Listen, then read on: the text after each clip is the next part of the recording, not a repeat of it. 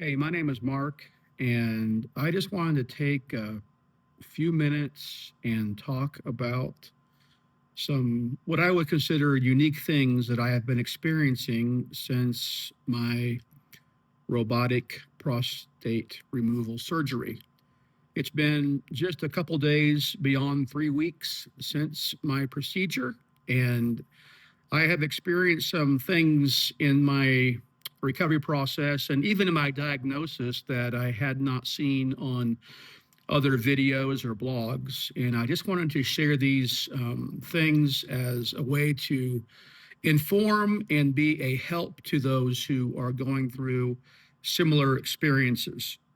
My prostate cancer journey began back in June when I visited my primary care physician for my annual physical and labs review.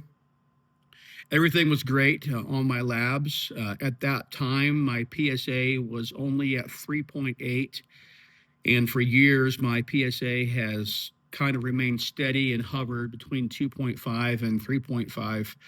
I'd say for about 15-year span. When I was younger, my doctor did diagnose me with BPH. And so I was aware I had an enlarged prostate and was experiencing the typical urinary flow problems that men do experience with that condition. And as I was leaving the appointment that day, my doctor asked me if there were any other things that were nagging me or that I was concerned about. And I had mentioned that I was still having urinary problems, getting up quite a bit at night, not having a strong stream, and things of that nature. And she mentioned that maybe I should go see a urologist again. And so I did call our local office here in Prescott, Arizona. And like I said, that was in June. And so I had an appointment to see a urologist in September. So I went to the urology appointment, explained to the doctor what I had been experiencing, and he was just nodding his head in agreement, saying, I've seen this thing, in my practice, and you probably need to have some kind of procedure to open up the prostate and, take away the restrictions that are causing your urinary flow issues and your urgency and the frequency at night, et cetera, et cetera. And so we were just talking, and he was explaining to me the different ways that could be done. And in the process, he did a digital prostate exam, and he turned around, looked at me, and said, "You've got an abnormal prostate." And I said, "What do you mean?" He said, "Your prostate is hard and it's lumpy and it's very concerning." And he asked me, because "What's your PSA at?" And I said 3.8. And he said, "Wow, that's not even a number that would be a blip on the radar." He said, "But an abnormal prostate exam is much more important than what your PSA levels are. I really believe you need to be scheduled for a biopsy." Uh, Fortunately, they had a opening the very next day, so I went in the next day for a biopsy. And just as a word of warning, it's not a pleasant experience, but I did get through it. And as the doctor was finishing up, he said he took 12 cores, and he also said, "I didn't see anything that would be alarming or an indication that you have prostate cancer.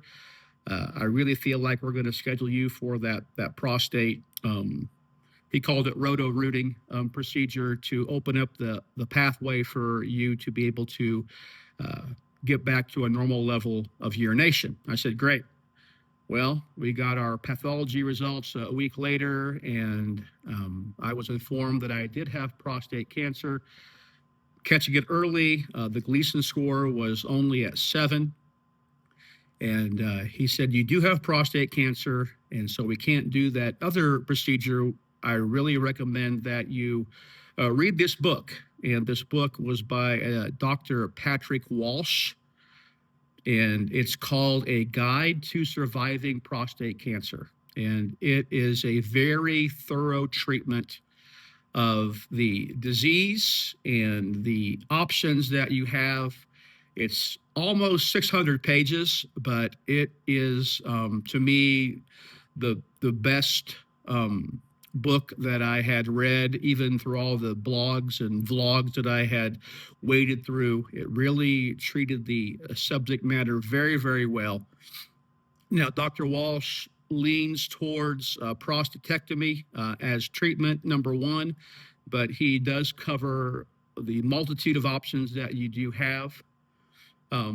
With my condition and the prostate being fibrous and hard, radiation wasn't going to be the best option for me because even though it would probably kill the cancer, the prostate would still be hard, and I would still have those horrible urinary flow problems that were getting worse and worse as time went on.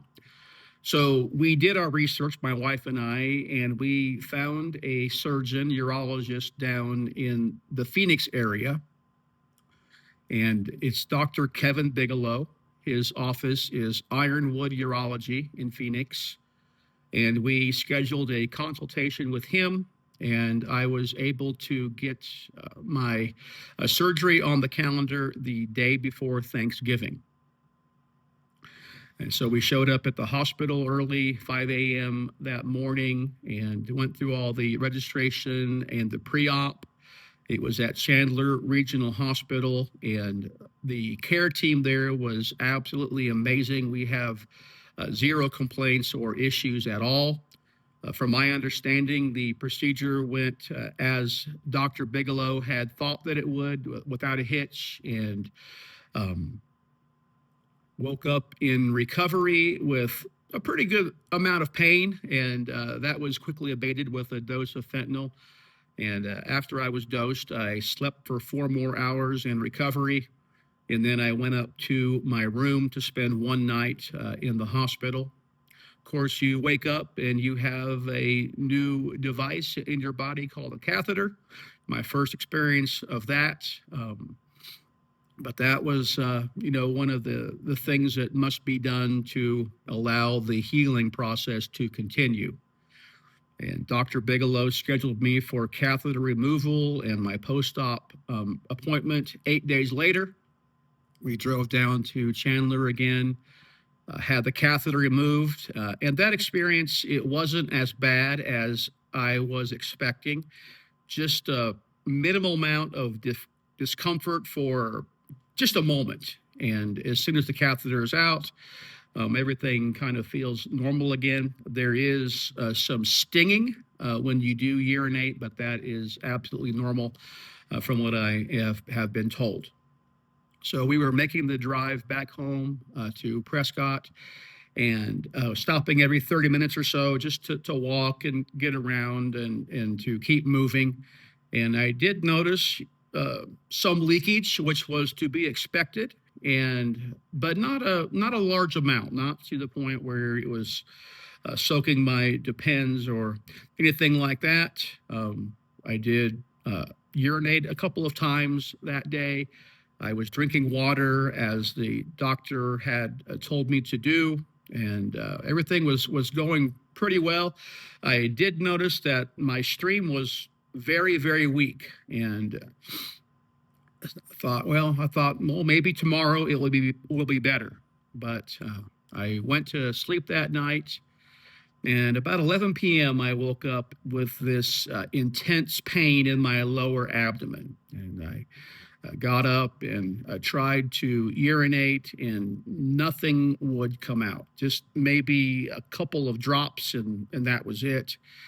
And this intense pain, which I would put at a level 8 on the United States pain meter, and level 8 lasted for about 10 minutes. And I was doubled over in pain. I was moaning, and I was very concerned as to what was going on. My wife began to do her internet research, as she is prone to do. and she discovered that I was having a bladder spasm, and probably due to urinary retention. And so I woke up almost every hour that night, again in great and intense pain, unable to urinate. I would walk around the house trying to walk this spasm off.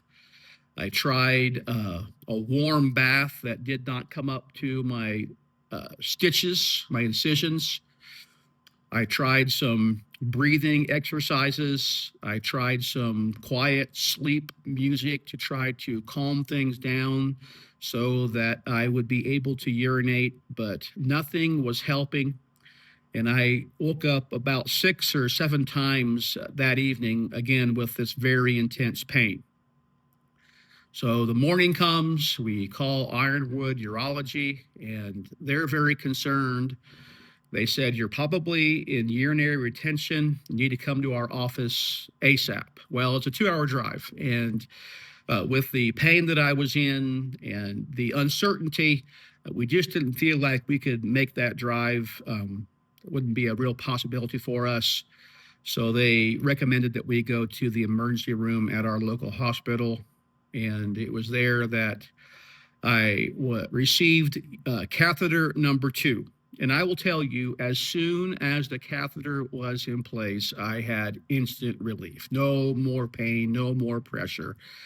And the nurse said that I had about 450 milliliters of urine in my bladder, which is pretty much a 3/4 full or mostly full bladder. So that's why the pain was so intense, and the level of discomfort was great. We called our doctor again, and he recommended that I have my catheter in for 2 more weeks. And I'll just tell you the catheter experience, it wasn't horrible. You're dragging this thing along with you, and you can't dress like you normally dress. And that's what I would call a minor inconvenience. I found the most difficulty at night. Different sleeping positions would cause, I would say, pain/pinching in the area, and it would wake you up in the middle of the night. If you're a back sleeper, I would say that you would have the best experience, but I'm a side sleeper. And so learning to sleep on my back was a little bit difficult. It was nice not having to get up to urinate at night, but on the other hand, the pain and discomfort kept waking me up anyway, so I hadn't slept well for about 2 weeks' time. Yesterday, we went back to Ironwood Urology for catheter removal, and the nurse talked to me and she said, "Now just drink your water, try to get 40 ounces or so in you before noon, and hopefully you'll start to urinate again." But I had some questions, and I was concerned about this urinary retention, coming back in 2.0 and having another episode of it. And so we were asking for some assurances, and she said, "I can't give you any assurances, but you can come back at 1 p.m. or so, and we'll do a bladder scan and make sure that your bladder is emptying." So we stayed down in the area. We did some walking, quite a bit of walking. And I would go to the restroom and have what I would consider a little bit of urine voided, but not very much at all. I wasn't pleased with the progress or the process at this time. And about 11 p.m., I started to notice some pain in my right hip, which is not a normal occurrence for me. And it was just kind of a nagging pain. And it was kind of, I couldn't walk at my normal pace. I couldn't stand for a prolonged period of time. And so I would just walk for a little while, and I would sit and hope that pain would subside. But even sitting didn't help to the degree that I would have liked it to. Well, as time went on, the pain level continued to increase in my right hip. And I would describe it as a deep hip pain. It wasn't something that I could uh, rub with my hand or my thumb to try to get some relief and a massaging effect. It was pretty deep. And so again, we're doing internet research, and my wife had come up with the theory that it was pain transference, again from a bladder spasm. And so that was making sense. And about 12:30, this hip pain became so intense that once again I was doubled over in pain. I was standing outside the car. We were at a CVS. I'd stopped to get some ibuprofen to try to manage this hip pain, and had taken it. And again, it was one of those pain episodes, level 7 or 8. I began to sweat profusely from the pain that I was in. I was nauseated beyond belief. I thought I was going to vomit for sure. I kept on doubling over and was just waiting for the pain to subside. My wife called the office, and they said, yes, get here as soon as you can. We'll do what we can. We'll do a scan. If you're in retention again, we'll have to put in catheter number 3, but please come to the office ASAP. And while we were driving to the office, the spasm subsided, and I had absolutely zero pain. I mean, pain level was at 0, and I thought, wow, this is great. Got to the office. I immediately went to the restroom, had a normal, good voiding of urine, and so I was just feeling really good. And I think I actually visited the restroom twice before I was in for my scan. And the nurse got me back in for a bladder scan, and discovered that my bladder was pretty much empty. She said, just go one more time just to get peace of mind. And so I went and just had a brief episode there, and came back, and she scanned again, and she said, your bladder is completely empty. You have no worry for bladder, urine retention at all. And so we went home, and on the way home, I could feel the leakage coming. I completely soaked through 3 Depends from about 9 a.m. until about 5 p.m. yesterday, and then things started to slow down and subside. I noticed the most leakage when I would go from sitting to standing. My urine flow was great. I was so pleased with the progress that I was experiencing. Went to bed at the usual time last night. I woke up 3 times. One was about an hour and a half after I had gone to sleep. And then I woke up every 3 hours after that. So 2 more times, just to have a regular voiding of urine, and no pain, minimal stinging, good stream, and everything else. So again, very pleased. I noticed that my Depends had very little leakage in it from the night of sleep. I slept about 7 hours total, and so feel very rested this morning. And I just wanted again to share this progress and process with you. I feel like I had some unique things with my diagnosis of prostate cancer, coming with a PSA of 3.8, with the complication of urine retention, which I haven't just seen very many other men talk about this in their videos. This morning, my leakage has been minimal so far. Of course, I'm doing my Kegels and trying to retrain my bladder during this time, but very pleased with the progress.